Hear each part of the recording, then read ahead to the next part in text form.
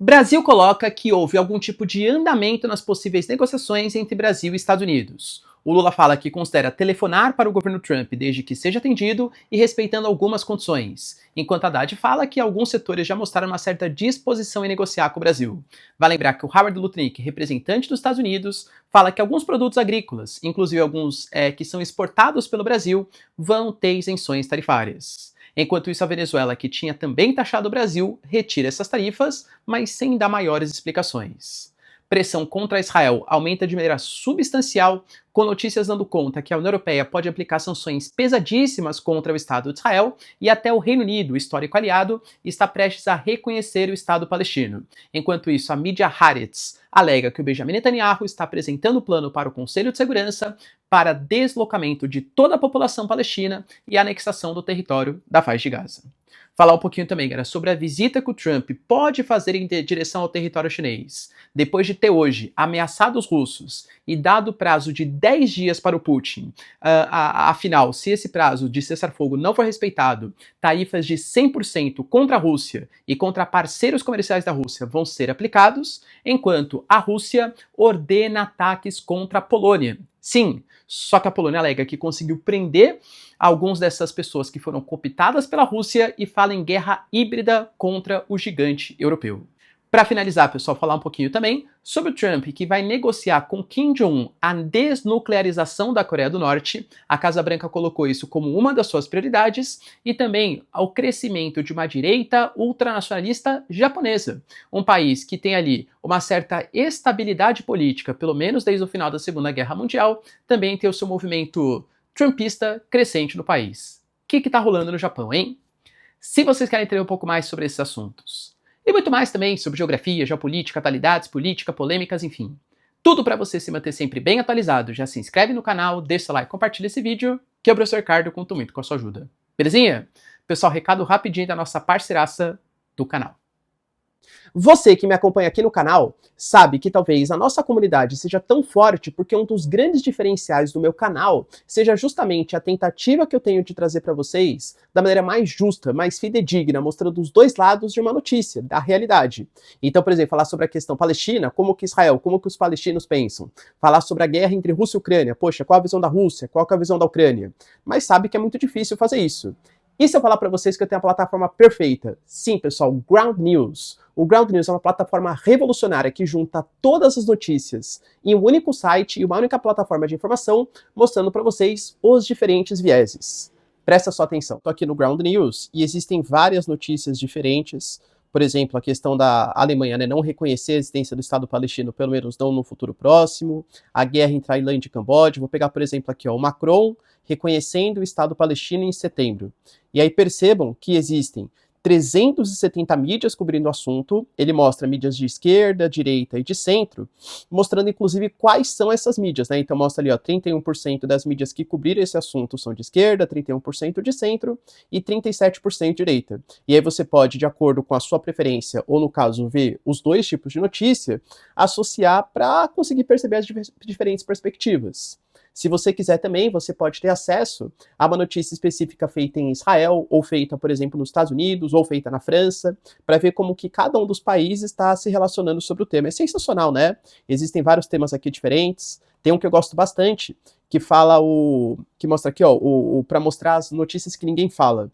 E aí, geralmente, é interessante por quê? Porque ninguém fala por um motivo, né? Então, eu pegar aqui, ó, por exemplo, a questão de imigrantes que estão sendo mandados para El Salvador. É uma coisa geralmente mais contrária ao Trump, mas mídias de esquerda estão falando. Por exemplo, a questão do movimento LGBTQIA+, na Alemanha. Também mais mídias de esquerda do que mídias de direita estão falando. E se você clicar, você pode ter acesso a quais são essas mídias e ver de acordo aí com a sua preferência. Eu acho sensacional. Então, se você quiser ter acesso ao Ground News, que vai te trazer uma visão muito mais crítica de mundo, fazer você sair de uma bolha, de um tipo de mídia, ou de tanto do ponto de vista direita e esquerda, como também de pontos de localização, e juntar todas as perspectivas em um único site, tem acesso com o meu link aqui na descrição, 40% de desconto para você conseguir construir uma visão mais crítica da sociedade e aprofundar também os seus conhecimentos. Eu, professor Ricardo Marcílio, uso e, olha, recomendo bastante para vocês. Pô, galera, viu que sensacional, hein? O Ground News é sensacional para você ter várias opiniões, mídias, fontes ali diferentes. claro, informar sua visão crítica de mundo. Belezinha? Então, bora lá pro vídeo, pessoal. Seguinte, como eu trouxe para vocês na introdução, aparentemente, pelo menos a visão que o governo brasileiro deixa transparecer, nós estamos tendo algum tipo de abertura do governo norte-americano. Os representantes brasileiros lá nos Estados Unidos, como Paulo Figueiredo e Eduardo Bolsonaro, falam que eles estão fazendo de tudo para que os senadores, por exemplo, a comitiva de senadores que saiu aqui do Brasil, não tem agenda com representante dos Estados Unidos, está apresentando os senadores como traidores da pátria, como censuradores, como ditadores aqui. Inclusive, alguns tenham sido, inclusive, recente aliados políticos do Bolsonaro, né? Com Marcos Pontes, a Tereza Cristina, por exemplo, e fazem parte dessa diretiva do Senado que quer maiores negociações com os Estados Unidos, por conta dos impactos econômicos que essas tarifas de 50% podem causar no Brasil, mas, aparentemente, segundo a política brasileira, há chance de algum tipo de aproximação, algum tipo de negociação. Por exemplo, houve relatos de pessoas próximas do governo Lula colocando que ele estaria disposto a negociar com o Trump, inclusive a fazer uma ligação para o presidente dos Estados Unidos. Só que, claro, que é algum tipo de reunião prévia, porque ele não quer, a própria mídia colocou assim, né, que aconteça com o Brasil ou com Lula o que aconteceu com Zelensky, que teve o telefone desligado na cara no sentido figurado, né, mas que rejeitou propostas, rejeitou negociações e parecia algum tipo de humilhação frente ao governo brasileiro. Então, algumas negociações podem acontecer entre representantes do governo Trump e do governo brasileiro, mas o Lula se dispõe a telefonar para o Trump para negociar tarifas comerciais. Tanto que ele já deixou bem claro que alguns pontos são inegociáveis. Por exemplo, ele fala que o Poder Executivo não vai interferir no Poder Judiciário, então a questão Bolsonaro é coisa da Justiça e não de Poder Executivo. Fala também que a regulação das Big Techs é uma coisa que compete à soberania do governo brasileiro, então não acho que vai ser negociado, pelo menos é o que o Lula fala, claro. E também essa proposta de afastamento da China, de desdolarização, dentre outras questões, acho que o Brasil não vai abrir mão.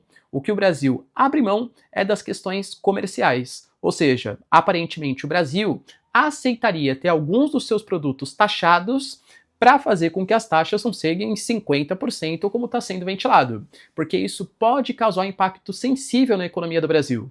Para vocês terem uma noção, a Associação do Comércio coloca, segundo os dados, que o impacto pode chegar a 10 mil empresas do Brasil, impactando direta ou indiretamente 3,2 milhões de trabalhadores brasileiros. Tanto que, por exemplo, o Geraldo Alckmin já negociou com Howard Lutnick, que é o secretário do Comércio, o Mauro Vieira está nos Estados Unidos, inicialmente para participar da cúpula da ONU, que fala sobre a solução de 2 estados na Palestina, mas se dispõe a ir até Washington negociar com o governo Trump. O próprio Haddad fala que ele negociou com Scott Bessent, que é o secretário do Tesouro dos Estados Unidos. Mas todos eles colocam que o princípio está na Casa Branca. Então é o Trump que vai fazer as negociações. Então Howard Lutnick, eventuais congressistas, Scott Bessent meio que assim, tangenciam. Mas o que interessa são as decisões da Casa Branca. Por isso, o Brasil não sabendo se vai ser tarifado, se não vai, galera, dia 1º de agosto está chegando, essa semana inclusive, o Brasil já prepara algumas medidas. O Brasil já anunciou que se as tarifas forem aplicadas, inicialmente vai entrar na OMC, Organização Mundial do Comércio, não acho que vai apresentar resultados, e o Brasil tem a lei da reciprocidade. Ou seja, a gente pode taxar em 50% produtos americanos, já que os Estados Unidos taxou a gente 50%. Só que lembra que isso pode provocar uma escalada, já que os Estados Unidos responderia, o Brasil responderia, e chegaríamos na casa de milhões por cento. O próprio Haddad colocou, por exemplo, que o Brasil nunca abandonou a mesa de negociações. E ele acredita que nessa semana já há algum sinal de interesse em conversar. E a maior sensibilidade de algumas autoridades dos Estados Unidos de fazer essa conversação. Alguns empresários estão fazendo chegar ao nosso conhecimento de que estão encontrando uma maior abertura. Porque, lembrando, os empresários americanos também se mostram um pouco preocupados. Por quê?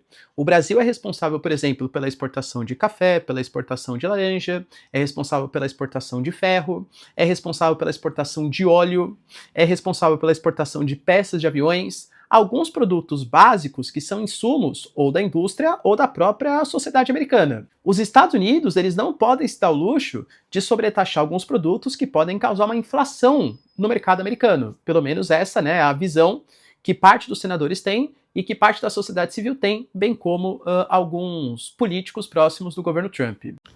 O próprio Howard Lutnick, que é o secretário de Comércio dos Estados Unidos, Citou que o Trump está considerando alguns produtos, como por exemplo manga, abacaxi, café e cacau, entrarem sem nenhum tipo de tarifa, porque a alegação não é que o Trump ele quer proteger os produtores locais, só que esses produtos eles não são produzidos por produtores locais americanos. Ou seja, a única consequência seria deixar o produto mais caro para os consumidores dos Estados Unidos, gerando inflação, dificuldade da queda da taxa de juros e uma série de outros problemas. Só que aí fica a pergunta, né? O principal vendedor de café, por exemplo, para os Estados Unidos é o Brasil. O Brasil vai ter 50% e vai ser isento no café?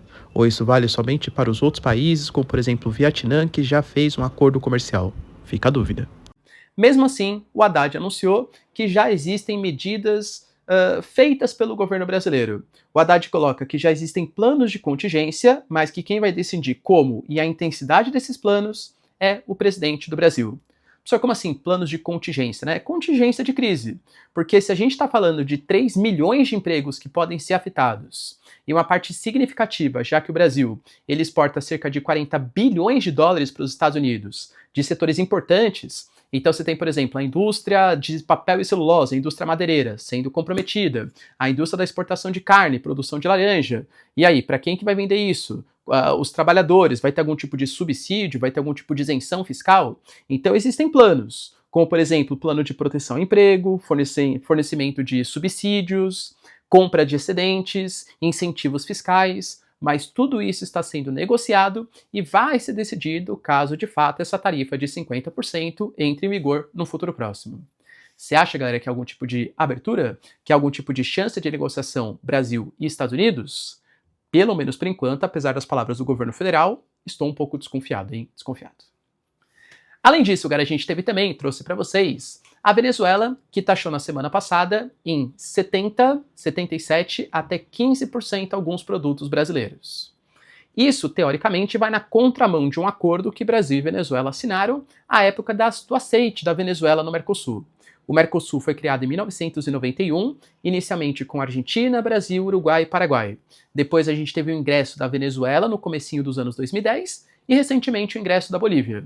Tá certo que a Venezuela, por não respeitar a democracia e os direitos humanos, está suspensa da organização pelo protocolo de Ushuaia. Sim, os países que fazem parte do Mercosul têm que respeitar alguns princípios básicos de transparência política, democracia, coisa que a Venezuela não faz.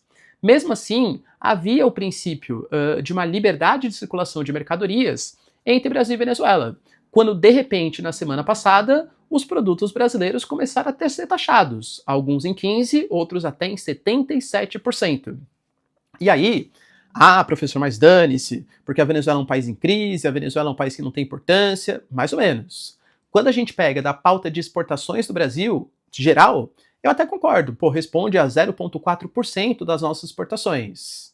Mas cuidado, porque para o estado de Roraima, por exemplo, que é o estado ali vizinho dos venezuelanos, responde a praticamente 70% da balança comercial deles. Então, alguns setores poderiam ser super afetados de um estado relevante da nossa nação.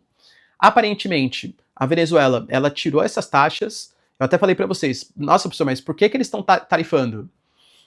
Será que é porque o Brasil não reconheceu oficialmente? Tá certo que na prática sim, né? Mas oficialmente, teoricamente, as eleições do Nicolás Maduro? Mas é estranho só tarifar agora, né? Professor, foi um erro.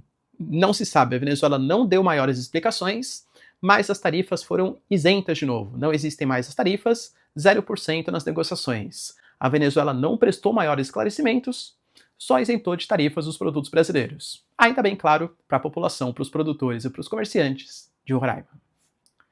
Além disso, galera, tivemos também uma notícia super importante, mais uma vez da questão palestina. E mais uma vez eu trago para vocês relatórios da OMS, da ONU, que a situação de Gaza está sendo comparada com a situação da Etiópia na década de 80. Uma fome extrema. Existem níveis de fome crônica. E hoje a gente fala de a faixa de Gaza que está na instância máxima já. Por conta disso, olha isso, galera, porque eu trago para vocês, né? Professor, mas óbvio que vai criticar Israel, porque existem países que não gostam, e eu concordo. Se você pegar, sei lá, a Síria da era Bashar al-Assad, qualquer coisa que Israel fizesse sofreria críticas. O Hezbollah, o Hamas, o Irã, é natural porque são inimigos geopolíticos, o próprio Recep Erdogan, por exemplo, da Turquia. Agora, quando a gente percebe que Espanha, França, Reino Unido, a Alemanha, o próprio Estados Unidos estão começando a criticar Israel, é porque existe uma pressão talvez maior do que Israel consiga suportar. A União Europeia está para votar, não sei se já votou enquanto você está vendo esse vídeo, talvez até já, uma possível sanção contra Israel. A União Europeia está votando sanções no sentido da suspensão do programa Horizon Europe, que fala sobre iniciativas europeias de pesquisa e inovação. Isso pode sancionar, isso pode impactar principalmente em startups israelenses especializadas em inteligência artificial, cibersegurança e drones. Ou seja, todos que têm aplicação tanto do ponto de vista civil como do ponto de vista militar. A gente está falando, pessoal, por exemplo, de uma resposta, de uma questão que o próprio Israel coloca, aliás, a própria Comissão Europeia coloca, que é uma resposta à deterioração da situação humanitária da faixa de Gaza, que mesmo com a pausa humanitária e a parcial entrada de ajuda, continua extremamente comprometida. A OMS, por exemplo, deu conta de que hoje existe uma desnutrição alarmante e um pico de mortes relacionadas à fome no mês de julho. A França acabou de anunciar um plano para envio de ajuda humanitária via aérea no território de Gaza. A Alemanha fará coisas muito parecidas por intermédio da Jordânia. Lembrando que hoje, oficialmente falando, somente Emirados Árabes Unidos e a própria Jordânia teriam autorização para fazer esse envio de ajuda humanitária em direção à faixa de Gaza, porque senão há um bloqueio militar de Israel. A coisa tá tão perigosa. Professor, mas você acha que esse bloqueio vai trazer grandes problemas? Sendo sincero, acho que não. Mas quando a gente percebe movimentações da própria Holanda, por exemplo, dos Países Baixos, bloqueando a entrada de ministros como Smotrich e Itamar Ben-Gvir no território, isso é muito sintomático. O Reino Unido, por exemplo, que vai liderar com outras potências europeias o envio de ajuda humanitária e o resgate de crianças que estejam numa situação calamitosa, de fome, de sofrência, enfim, isso é muito sintomático. A França, que anunciou que em setembro vai reconhecer o Estado palestino, também. O Reino Unido hoje falou palavras muito parecidas. O Keir Starmer, que ontem estava em reunião com Donald Trump, e o Trump falou que era uma mentira que Israel falava, né, que não existe fome em Gaza, tudo tal, o próprio Keir Starmer falou, por exemplo, que se Israel não concordar com uma proposta de cessar-fogo, o Reino Unido também vai reconhecer o Estado palestino. E entendam, isso não quer dizer que nós estamos, né? Eu tô falando como se fosse um país, né? Mas isso não quer dizer que os países europeus estão falando no sentido que estão concordando com as atitudes do Hamas. Tanto que, por exemplo, a gente teve informações, lembra que eu compartilhei com vocês, do New York Times, de mídias americanas, falando que era uma mentira, que existem caminhões, enfim, que estão sendo sequestrados pelo Hamas. Israel compartilhou imagens, vídeos de caminhões sendo sequestrados. Apesar do New York Times, enfim, falar que não há evidência. Agora, professor, isso é uma coisa mínima dentro de um montante gigantesco de ajuda humanitária que Israel está limitando. Mesmo com Israel criando corredores humanitários, fazendo a pausa humanitária, isso não quer dizer, né, isso não legitima, por exemplo, os sequestros ou os ataques que o Hamas faz contra as ajudas humanitárias. O vídeo foi tirado de contexto. Enfim, cada um com a sua narrativa aí, né? Mas fato é, galera, que a pressão internacional contra Israel aumenta. E eu diria que deve aumentar ainda mais em um futuro próximo. O jornal Haaretz, a mídia Haaretz, coloca que o Benjamin Netanyahu já tem preparado um plano de evacuação de Gaza, que se o Hamas não aceitar uma proposta de cessar-fogo, e aí você vê como a narrativa diverge, porque o Reino Unido fala que quem não está aceitando o cessar-fogo é o Estado de Israel. Porque o Hamas fala, né, que ele até aceitaria uma proposta de cessar-fogo, desde que tivesse, de fato, um objetivo definitivo para o fim da guerra, que Israel tirasse progressivamente as suas tropas e desse algum tipo de autorização, algum tipo de anuência, algum tipo de poder territorial para que a Autoridade Nacional Palestina governasse o território. Mas o que o Israel quer é o deslocamento da população palestina, a criação das cidades humanitárias, que vai ser um local ali fechado com controle militar de Israel, e, segundo a própria mídia Haaretz, o deslocamento, a anexação total do território da faixa de Gaza. Isso vai ser apresentado para o Conselho de Segurança do Benjamin Netanyahu, para ter algum tipo de discussão, ver como a oposição lida, a comunidade internacional, mas, segundo o Benjamin Netanyahu, pela mídia Haaretz, o próprio governo Trump concorda com a proposta. Israel vai anexar o território de Gaza. Tivemos também, pessoal, notícias importantes relacionadas ao governo Trump, que fez uma certa falando que era fake news, mas deixando transparecer de alguma coisa, né? Por quê? Como eu falei para vocês, a China, por enquanto, até Estados Unidos e China anunciaram a suspensão das tarifas durante mais 90 dias para as novas negociações acontecerem. E se o Trump conseguiu resultados sensacionais, essa é a verdade, com a União Europeia, tanto que a Ursula von der Leyen está sendo criticada pelos nacionalistas europeus, alegando que é um acordo vexatório, que é uma decadência moral da Europa, uma decadência econômica, porque a Europa aceitou comprar combustíveis dos Estados Unidos, aceitou fazer investimentos, compras militares, isentar produtos estratégicos que vão entrar sem taxas no produto americano, concordou com tarifas em automóveis, em aço, em alumínio. É um acordo que na prática beneficia só os Estados Unidos. O próprio Friedrich Merz, chanceler da Alemanha, falou: não é o acordo que eu gostava, mas é o acordo que foi possível nesse momento. Foi uma humilhação para o continente europeu, é fato. Conseguiu os Estados Unidos um bom acordo com o Japão, conseguiu um bom acordo com a Indonésia. Com a China, por enquanto não. Com a China não conseguiu esse bom acordo.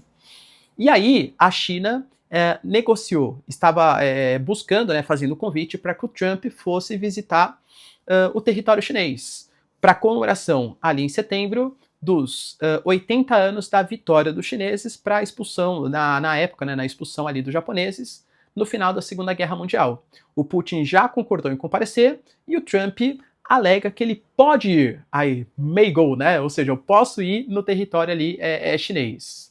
Só que parte da mídia americana estava colocando que ele estava buscando uma reunião com a China. E aí, dentro dessa guerra fria que é Estados Unidos e China, aquele que demonstra mais fragilidade, querendo ou não, tem um impacto geopolítico e político. Então, se a mídia reporta que o Trump está buscando uma reunião com a China, parece que são os Estados Unidos que estão desesperados para um acordo comercial. E o Trump, mesmo que você ache isso, não pode deixar isso transparecer. Querendo ou não, o Trump não conseguiu dobrar os chineses. Quando a China foi colocada contra a parede, começou a limitar a exportação de terras raras, isso pode comprometer o setor estratégico, militar e econômico dos Estados Unidos. Mas enfim, então as negociações elas podem acontecer. E por que essa reunião pode ser importante? Porque o Putin vai estar lá, o Xi Jinping também, que se coloca como mediador da guerra Rússia-Ucrânia, e estamos no talvez pior momento do governo Trump em relação ao Putin. Ontem, por exemplo, ele deu declarações junto ao Keir Starmer na Escócia, colocando que ele não acredita mais no Putin, porque o Putin faz promessas e depois ataca uma série de cidades ucranianas. Ele colocou também que o Putin ele não tem mais tanta vontade de negociar, de conversar, como tinha no passado, e colocou que aquele período de 50 dias que ele tinha dado ia ser encurtado. Pô, vou dar 10 a 12 dias para ver aí o que ele acha, se ele realmente vai estabelecer o cessar-fogo, senão tarifas de 100% podem ser implementadas. Hoje, ele deu uma data oficial. A partir de hoje, Putin, você tem 10 dias. E se você não fizer um cessar-fogo com a Ucrânia em 10 dias, tarifas de 100% serão aplicadas contra a Rússia e as sanções secundárias também. Ou seja, países que negociem com os russos a compra de combustíveis. E mais uma vez o Brasil pode se dar mal. Por quê? Quem negocia combustível com os russos? Índia, China, Brasil, que podem ser tarifados. Então o Brasil em 50%, mais os 10% porque faz parte dos BRICS, é a promessa do Trump, mais 100% porque negocia combustível com os russos, caso a Rússia não aceite o cessar-fogo. Porque o Brasil hoje é um importante comprador de diesel dos russos. Só que daí, de novo, acho que é um pouco de retórica, por quê? Vai tarifar em 100% os chineses em meio a uma negociação, vai tarifar em 100% a Índia, que é um aliado econômico, e querendo ou não, a Turquia compra combustível, a Coreia do Sul compra combustível, a União Europeia compra gás, se bem que a União Europeia prometeu agora reverter, deixar de comprar gás russo, comprar dos Estados Unidos, que lembrando é um gás muito mais caro do que o gás que é comprado pela Rússia. Isso pode impactar a inflação para a União Europeia. Isso é um dos motivos pelo qual os europeus estão revoltadíssimos, ou parte dos europeus, com esse acordo com os Estados Unidos. Mas é fato, galera, que o Trump ele fez ameaças e deu 10 dias para o Putin. Não vai dar tempo dessa reunião na China acontecer. Será que o Trump vai levar realmente à frente, galera, essa proposta de 100% de tarifas secundárias, sanções secundárias, contra países que negociam com os Estados Unidos, com a Rússia? Enquanto isso, a Polônia fez ali operações seríssimas em meio a uma guerra híbrida com os russos, pelo menos na alegação dos poloneses. Professor, o que é uma guerra híbrida, Quando a gente fala hoje de um conflito entre dois países, Esse conflito não se dá somente por vias militares, não é uma guerra de trincheiras, Primeira Guerra Mundial, um ataca o outro, defende, tudo tal. Isso se dá, por exemplo, por meio de sanções econômicas, por meio de propaganda, por meio de interferências políticas, por meio de táticas de isolamento geopolítico, ou então expulsão de blocos econômicos, blocos políticos. A guerra híbrida é um conflito que se dá entre países que não só envolve o conflito militar, mas também o conflito econômico, o conflito comercial, o conflito cultural, o conflito geopolítico. A guerra é travada em várias frentes ao mesmo tempo. É isso que a Polônia acusa os russos. A gente tem uma informação, galera, que a Polônia, a partir da inteligência polonesa, viu que um colombiano, um cidadão colombiano, ele foi recrutado para ataques incendiários em shoppings e ele foi detido, sendo que ele já tinha feito coisas muito parecidas em países do leste europeu, inclusive na República Tcheca. Ele faria mais incêndios em shoppings, mas já tinha feito ações militares na Turquia, aliás, perdão, na Polônia, no ano passado. Segundo o governo polonês, eles prenderam 32 pessoas que foram presas por cooperar com a inteligência russa. Esse cidadão colombiano, por exemplo, que está sendo colocado como símbolo dessa operação da Rússia nos países do leste europeu, principalmente na Polônia, principalmente em Varsóvia, que tem um histórico extremamente conflituoso com a antiga União Soviética, ou hoje, claro, com os russos, era o cidadão colombiano de 27 anos, que entrou na Polônia vindo da Espanha e já tinha ateado fogo ano passado numa loja de material de construção.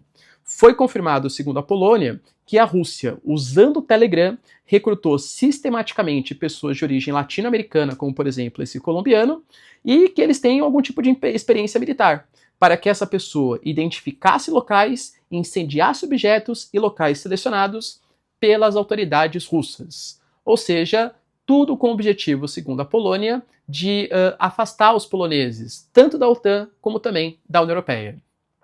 É claro, a Rússia não confirma essas informações e fala que, na verdade, isso é uma tática de propaganda, que países como Letônia, Lituânia, Estônia, a própria Polônia, a Alemanha estão imaginando, estão colocando que a Rússia está fazendo operações de inteligência, operações, por exemplo, de corte de cabos de comunicação submarinos no Mar Báltico, que está planejando ações nos países bálticos, ou até mesmo fazendo essas táticas de boicote na Polônia, porque precisa de uma justificativa pelo qual os países europeus estão aumentando seus gastos militares. Quando você pega, por exemplo, a OTAN colocando que tem que aumentar em 5% os gastos do PIB em defesa, segundo a Rússia, isso é a justificativa que eles inventam. Ah, a Rússia está planejando um grande ataque, a Rússia faz uma guerra híbrida, quando na verdade quem bloqueia, quem faz operações são os países ocidentais. Estou encaixando a Polônia como um país ocidental, né? Mas como um país aí da OTAN, um país da União Europeia. Entendam que é uma guerra também de propaganda. Então os poloneses acusam os russos acusam os poloneses. Mas aparentemente, como até coloquei para vocês, a inteligência alemã, por meio do Bruno Kahl, tinha colocado que a Rússia planeja fazer cada vez mais essas operações, principalmente nos países bálticos e na Polônia, para testar o artigo 5º da OTAN. Poxa, será que os países europeus, os países da OTAN, de fato, caso eles fossem atacados, mesmo sem a comprovação de fato, não é o exército russo que fez o ataque, será que eles se uniriam para responder à Rússia? Até que ponto que a Rússia pode avançar e fazer pequenos ataques no leste europeu sem que haja o uso da força militar por parte da OTAN? E aí, pessoal, você acredita em quem, hein? Nos poloneses ou nos russos? Deixa aí nos comentários. Tivemos também, galera, notícias importantes da Casa Branca dando conta que o Trump tem um novo objetivo enquanto presidente, que é o processo de desnuclearização da Coreia do Norte. Lembrando que no seu primeiro mandato ele tentou fazer isso, ele inclusive fez uma visita ao Kim Jong-un, não algumas, e eles até assinaram um acordo, sendo que nesse acordo a Coreia do Norte prometia desnuclearizar o seu país, desde que os Estados Unidos tirassem as sanções e colocassem a Coreia do Norte dentro do mercado mundial. No final das contas, o acordo não deu certo, porque não tinha prazos, objetivos, quem daria o primeiro passo, só que hoje a Coreia do Norte fala que o mundo é completamente diferente. A irmã do Kim Jong-un, por exemplo, colocou que o Kim Jong-un e o Trump, eles até têm um bom relacionamento, mas que se hoje os Estados Unidos querem fazer algum tipo de desnuclearização da Coreia do Norte, nem tentem com isso, porque eles serão alvos de escárnio, né, os americanos, se quiserem acabar com as nossas armas nucleares. Que os Estados Unidos têm que aceitar a realidade que a Coreia do Norte é uma potência nuclear. Lembrando que, de fato, o mundo realmente é muito diferente. Hoje os norte-coreanos, por exemplo, têm um acordo de defesa assinado com os russos. Não que na época não fossem próximos da Rússia, mas com certeza hoje a proximidade é muito maior. Com a Rússia compartilhando conhecimento e tecnologia de satélites e principalmente princípios nucleares, e a Coreia do Norte enviando militares e também inventário, munições e equipamentos para ser utilizados no campo de batalha. Além do que, eu diria que a Coreia do Norte tem uma certa má experiência. Em que sentido? Hoje a Coreia do Norte é um país que conta com as suas armas nucleares, que inclusive, a partir de mísseis balísticos, podem chegar em territórios americanos. Isso é fato. Óbvio que o poderio americano é muito maior que o poderio norte-coreano, mas existe uma certa dissuasão que os norte-coreanos são capazes de fazer. Se a Coreia do Norte abre mão do seu programa nuclear, será que isso não pode significar, talvez não agora, mas em um futuro médio aí, algum tipo de interferência dos Estados Unidos? A pergunta que fica, se a Coreia do Norte não tivesse armas nucleares, já teria tido algum tipo de ação militar, talvez nos exercícios conjuntos, Freedom Shields ali, de Estados Unidos e Coreia do Sul, com a atuação do Japão, e algum tipo de tentativa de levar a democracia para a Coreia do Norte? Então os norte-coreanos, vendo o que aconteceu com o Irã, vendo o que aconteceu com a Líbia de Muammar Gaddafi, não aceitam abrir mão do seu programa nuclear, alegando que isso garante a sua respectiva, né, a soberania nacional. E aí, pessoal, será que vai dar certo essa tentativa do Trump? Deixa aí nos comentários. E para finalizar, pessoal, uma notícia bem importante que tem mais a ver com o contexto político japonês. O Japão, ele é conhecido por ser um país que, pelo menos ali há 50, 60 anos, tem uma certa estabilidade política vindo do LPD, que, aliás, é um partido de uma centro-direita. Claro que, de novo, né? Pessoal, qual que é a visão política? Depende muito. O Shinzo Abe, que era um ex-primeiro-ministro japonês, era da LPD e visto como uma direita mais radical no Japão. Quando você pega o Shigeru Ishiba, por exemplo, ou Fumio Kishida, que são os respectivos aí, antes primeiros ministros, né, aliás, depois do Shinzo Abe, eles são mais de uma centro-direita, E hoje o Japão percebe um movimento de uma direita nacionalista, coisa que é muito forte no continente europeu, também escalando para o território japonês. Por exemplo, existe um partido que é o Sanseito, um partido formado em 2020, dentro do contexto de uma pandemia, de um cara que se dizia um admirador do Donald Trump. Tanto que a sua prerrogativa, é verdade, tá? É Japanese First, ou seja, America First, né? Primeiro pensar nos interesses japoneses, depois pensar nos interesses estrangeiros. E ele ganhou muita popularidade, inclusive com algumas pautas conservadoras. Por exemplo, a gente sabe que o Japão hoje tem uma dificuldade muito grande com a sua taxa de natalidade e o envelhecimento populacional. Ele falava que o progressismo, né, essa questão das pautas, que os Estados Unidos chamam de pautas woke, é que estão causando isso, já que as mulheres estão ingressando muito mais no mercado de trabalho, tem pautas antinatalidade, e que as mulheres não desejam mais ter filho. Então, um jeito de você atacar essa queda de natalidade será um ataque pelas vias culturais.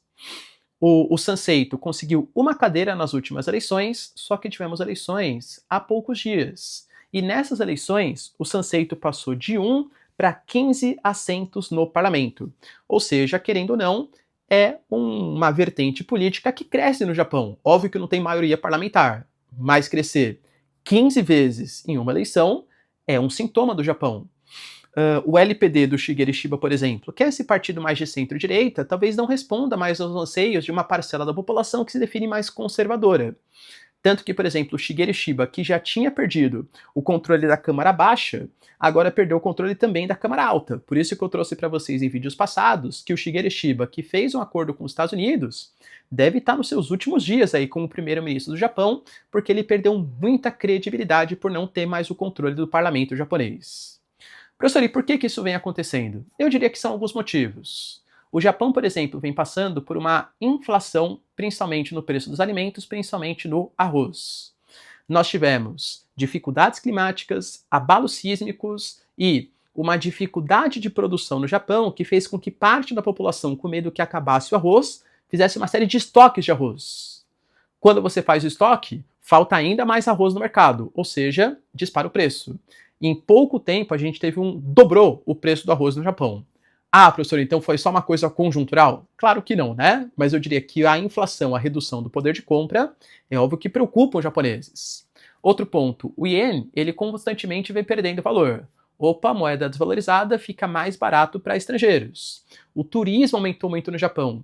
E por mais que pareça uma coisa positiva, vários japoneses não lidam bem com a questão de turistas, tirando selfies, tendo o seu modelo ali, né, seu padrão de comportamento cultural diferente do padrão de comportamento japonês. O Japão nunca foi um país muito afeito ao processo de imigração e talvez não também na questão do turismo, principalmente nesse turismo de massa, que eles alegam que prejudica a economia, talvez não a economia, mas culturalmente a sociedade japonesa. Além do que, como eu trouxe para vocês, o Japão está passando por uma queda da taxa de natalidade. Alguns estrangeiros estão entrando no país como forma de repor a mão de obra. Parte da população japonesa não se sente confortável com essa miscigenação cultural e alega que muitas políticas sociais, ao invés de ir diretamente para a população japonesa, estão indo para essa população estrangeira. Então reclamam de uma mudança cultural, da entrada de turistas, da entrada de trabalhadores estrangeiros, ou seja, uma pauta bastante anti-imigração, e uma forma, talvez, que tenha que ser, segundo eles, né, mais cultural de lidar com a queda de natalidade, não exatamente econômica, porque o governo japonês vem tentando fazer políticas econômicas de controle de natalidade, de incentivo à natalidade, né, que por enquanto não vem se mostrando muito bem sucedidas. Ou seja, até no Japão, que é um país conhecido pela sua estabilidade política, vamos colocar assim, pelo menos no passado recente, há o direito dessa direita nacionalista conservadora, bem como nos países europeus. Beleza, pessoal? Deu para entender os principais acontecimentos? Se vocês curtiram o vídeo, então, já deixa seu like, se inscreve no canal. Tamo junto, beijos, abraços e tchau, tchau.